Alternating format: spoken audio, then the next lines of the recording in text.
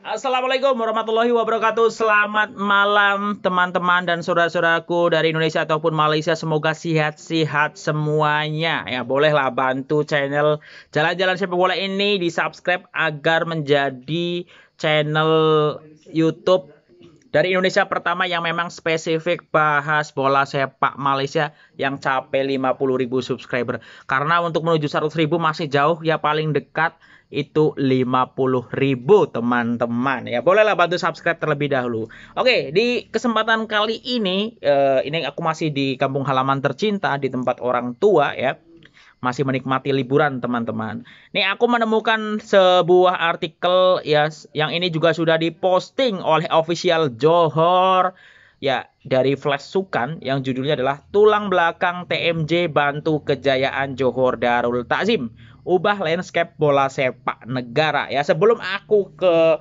artikel yang sudah diposting oleh official Johor ini ya, kalau aku memberikan opini ya ataupun pendapat seputar Tunku Mahkota Johor ini, memang gimana ya, sosok TMJ ini memang jadi magnet untuk membuat atensi ke bola sepak Malaysia, khususnya Johor Darul Takzim ya.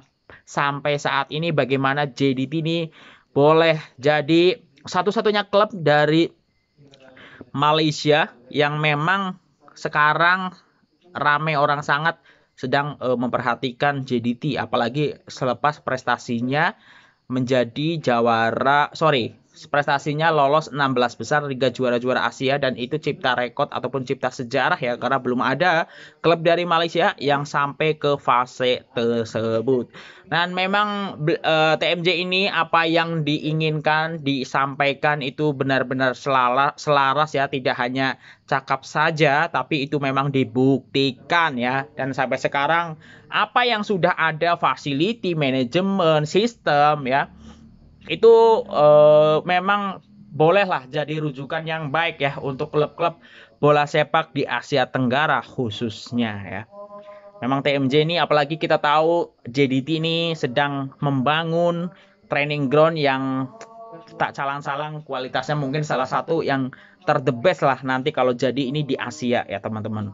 Aku tak tahu ini, kayaknya sih 1 tahun atau 2 tahun atau 3 tahun ini akan selesai, dan mungkin ini adalah kepingan puzzle yang memang masih kurang dari JDT ya. Walaupun memang kalau kita tengok standar yang dimiliki oleh JDT ya, tanpa training ground yang baru pun ya, training ground yang sebelumnya memang sebenarnya juga sudah sangat bagus ya, tapi memang bagus saja mungkin itu masih kurang untuk TMJ ataupun untuk standar masa depan ataupun visi Johor Darul Takzim ke depannya. Nah, kita kembali ya. Jadi aku memang kalau secara personal memang respect lah ya dengan sosok TMJ ini, yang memang ya mau nggak mau harus diakui TMJ ini adalah pionir ya dalam apa ya, pengembangan klub bola sepak di Malaysia ya, sehingga sekarang menjadi standar baru ya. Kalau misalnya belum boleh belum boleh menyamai ya, paling tidak mendekati ya. Walaupun memang sekarang kalau kita tengok juga, kalau kita bilang secara overall dari berbagai lini masih belum ada ya yang mendekati bahkan untuk menuju level dari Johor Darul Takzim. Ya pokoknya banyaklah kredit ataupun pujian ya yang perlu diberikan kepada TMJ, karena memang sosok ini punya pengaruh ataupun signifikasi terhadap ekosistem bola sepak yang ada di Malaysia ya sampai saat ini gitu. Nah, kaitannya dengan apa yang jadi tajuk ataupun judul video ini ya, kaitannya dengan tulang belakang TMJ bantu kejayaan JDT ubah landscape bola sepak negara, ini aku akan dedahkan ataupun bacakan ya. Kejayaan Johor Darul Takzim layak ke peringkat 16 terbaik Liga Juara-Juara AFC, berjaya membuka mata banyak pihak Asia, dan segalanya berkaitan JDT diperkatakan di berbagai platform sama ada resmi ataupun tidak resmi. Ya termasuk saya ya yang sering mengomentari seputar apa yang berlaku terkait JDT. Ramai maklum bahwa kejayaan JDT ini berpunca daripada visi dan misi yang jelas oleh pemiliknya di YIM, Tunku Ismail Ibni Sultan Ibrahim, Tunku Mahkota Johor, yang berjaya mengubah bukan saja JDT, malah landscape bola sepak negara ya.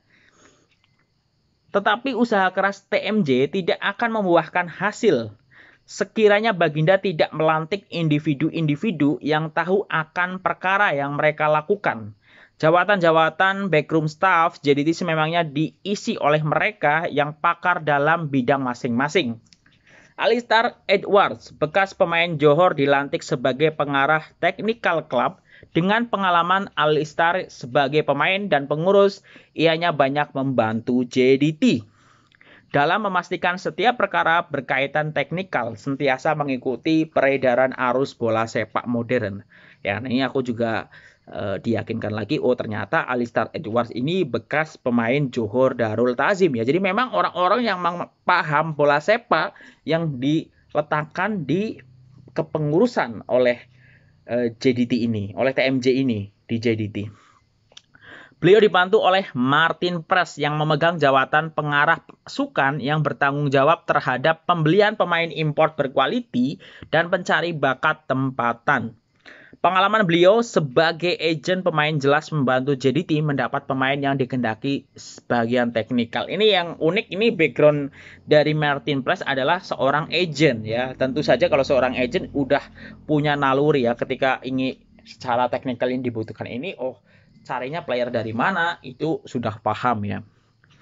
Tugas Benjamin Moura menjadi lebih mudah apabila beliau hanya perlu menumpukan perhatian terhadap latihan dan taktikal dan menaikkan motivasi para pemain bagi mencapai keputusan yang cemerlang di dalam padang ya. Aku ingat beberapa waktu yang lalu ya, belum lama ini Benjamin Moura ketika ditanya siapa kira-kira yang bakal menjadi starting 11 JDT di perlawanan waktu itu melawan Kawasaki Frontale ataupun Ulsan Hyundai ya. Tapi di situ Benjamin Moura menjawab, saya menunggu hasil laporan dari staff ya terkait kondisi player ya. Jadi Benjamin Moura mendapatkan laporan ya soal kecerdasan player. Nah, siapa-siapa yang memiliki kecerdasan itu yang diturunkan ya. Jadi itu menjadi acuan dari Benjamin Moura untuk menurunkan player tersebut. Jadi tidak melulu soal teknik, soal quality permainan player ya, tetapi penting juga bagaimana laporan dari stafnya soal kondisi kebugaran ataupun kecerdasan pemain. Moura dibantu Salazar Mejia, Giancarlo, dan pelatih penjaga gol Elorza Dominguez John yang bertindak berdasarkan analisis taktikal yang disediakan oleh penganalisis Haidek Agras yang semakin mencuri tumpuan peminat bola sepak tempatan. Tugas menilai kecerdasan pemain menjadi tanggung jawab Alvarez Jorge. Beliau banyak menggunakan peralatan canggih berdasarkan pendekatan sains sukan bagi memastikan setiap pemain JDT cerdas dan dapat pulih dengan lebih cepat.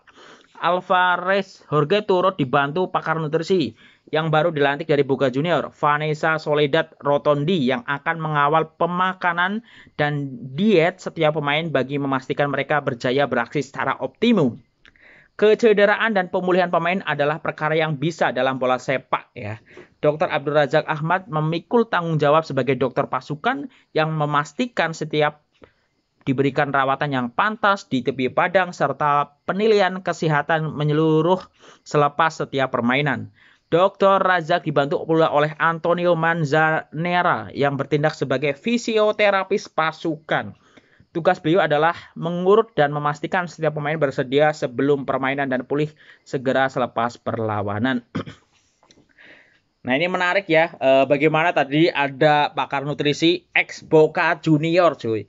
Jadi kalau kita telusuri atau mungkin kita breakdown ya, nama-namanya ini nama-nama asing ya, dalam artian bukan nama-nama tempatan ya. Tentu saja mungkin untuk jangka panjang boleh jadi akan ada transfer ilmu. Kalau misalnya ini memang sudah jadi sistem yang memang berlaku di JDT dan itu sampai sekarang memang sudah berlaku ya.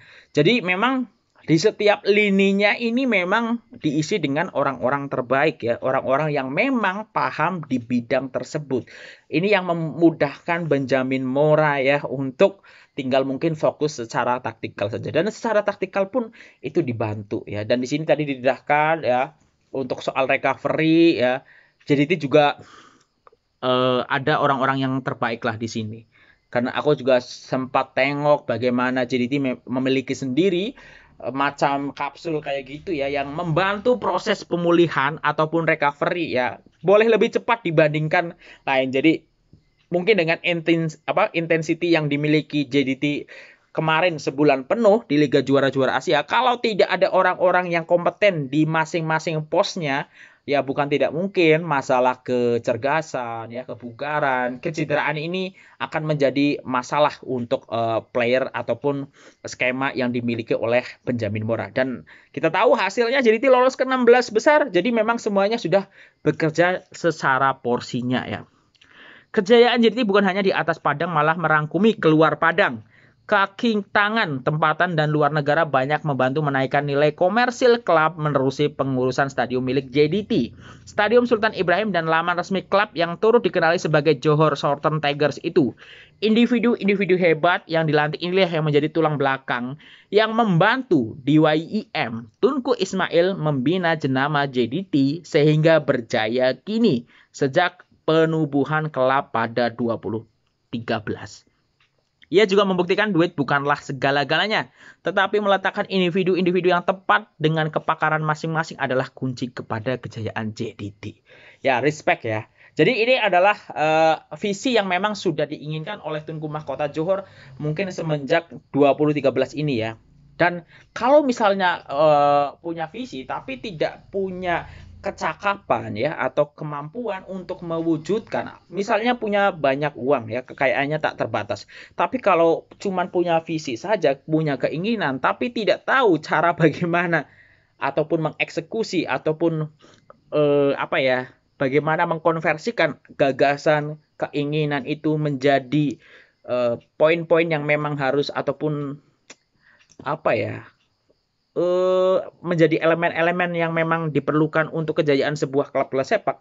Tentu tak sampai saat ini elemen-elemen misalnya yang tadi ya, yang memang JDT ini memang mungkin sudah menerapkan sport science ini tak akan terpenuhi. Dan sosok Tunku Mahkota Johor yang memang memiliki pergaulan yang sangat luas ya, punya teman pemain bola sepak level dunia, punya hubungan dengan petinggi klub luar negara ya, misalnya Manchester, Barcelona ataupun Real Madrid dan klub-klub di luar sana, dan memang TMJ nampaknya memanfaatkan itu untuk tahu apa yang ada dalam klub-klub tersebut, dan ini diimplementasikan di Johor Darul Ta'zim ya sampai sekarang.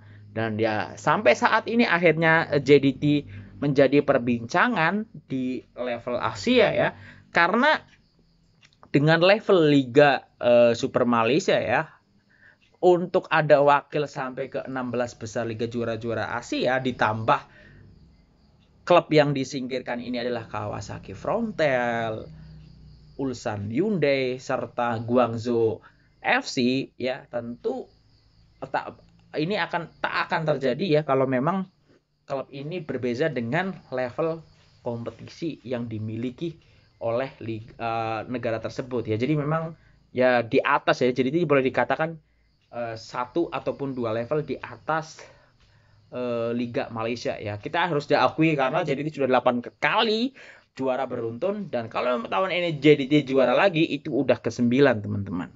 Ya mungkin itu ya, dan itu sekali lagi saya pribadi tentu respect ya dengan apa yang sudah dilakukan TMJ dengan JDT, dan aku juga setuju. Semua orang mungkin banyak lah kalau kita cakap yang memiliki duit ya banyak, tapi bagaimana punya visi ya untuk memiliki klub, membangun sebuah klub untuk tetap sustain ataupun long lasting ya, bisa bertahan lama, itu dengan berada di papan atas ya, dengan sedikit demi sedikit meletakkan fondasi yang tepat sehingga sampai level sekarang kayak JDT itu tak gampang ya. Jadi beberapa orang mungkin punya kekayaan lebih ya, punya keinginan untuk memiliki klub, tapi untuk untuk mengembangkan sampai selevel dengan Johor Darul Ta'zim tidak semuanya boleh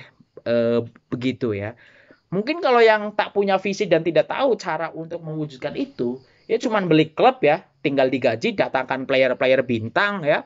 Mungkin fokusnya hanya kepada player saja, player besar, gajinya juga besar. Tadi tidak memikirkan soal infrastruktur, soal sport science, soal analytical ya, dan juga soal pengembangan di luar pemain itu sendiri. Dan itu yang sudah dilakukan oleh Tunku Mahkota Johor, maka layak ya sesuai dengan artikel ini, tulang belakang TMJ bantu kejayaan JDT, ubah landscape bola sepak negara ya. Jadi TMJ ini ya di tulang belakangnya memang sudah tepat ya, hingga membantu TMJ bisa membuat empire kejayaan JDT ini sampai saat ini. Nah, itu untuk video ini karena memang sempat diposting oleh official Johor dan aku juga tertarik untuk membahasnya. Nah, itu aja untuk video kali ini. Kalau kali silapan aku mohon maaf ya. Tolong bantu subscribe ya yang belum subscribe. Kadang viewernya ini kan 20.000 tapi masih banyak yang belum subscribe. Jadi tolong bantu subscribe agar JJS ini sampai 50.000 subscriber ya. Karena untuk menuju 100.000 masih sangat jauh teman-teman. Tapi paling nggak 50.000 dulu lah teman-teman. Itu aja. Kasih semuanya. Salam satu rumpun. Selamat malam. Wassalamualaikum warahmatullahi wabarakatuh.